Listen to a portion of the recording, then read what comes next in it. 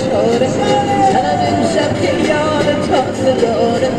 هوای عاشقی نداره چاره دلی آواره با دیواره دارم به دنیا دل بری گم کرده دارم به دنیا دل بری گم کرده دارم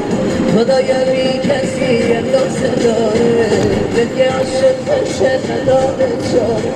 بسوزم تا آتیش یار بسوزم و کی باید چشم به درد دوزم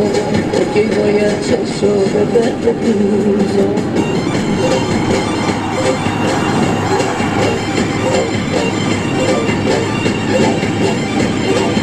Sábado de adoração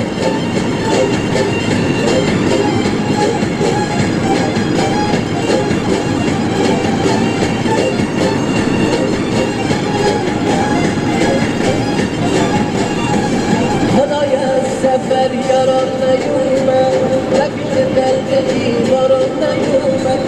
خدایا از سفر یاران نیومد رفیق دل دیواران نیومد اسیر درد و بیمارم تو کردی میون عاشقا خارم تو کردی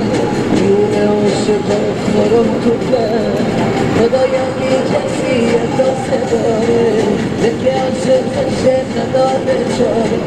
بسوزون با پیش یار بسوزم و کی باید چشم به درد دوزم و کی باید چشم به درد دوزم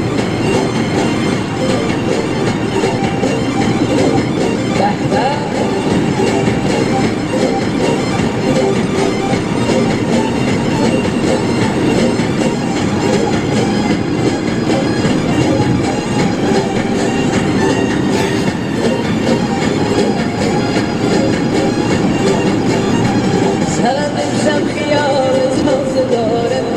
هوای عاشقی در سینه داره سرم امشب خیال تازه داره هوای عاشقی نداره چاره دلی آواره با دیواره دارم به دنیا دل بری گم کرده دارم به دنیا دل بری گم کرده دارم خدایا بی کسی اندازه داره دل عاشق بشه نداره چاره بسوزم با پیش یار بسوزم و کی باید چشم به درد دوزم و کی باید چشم به درد دوزم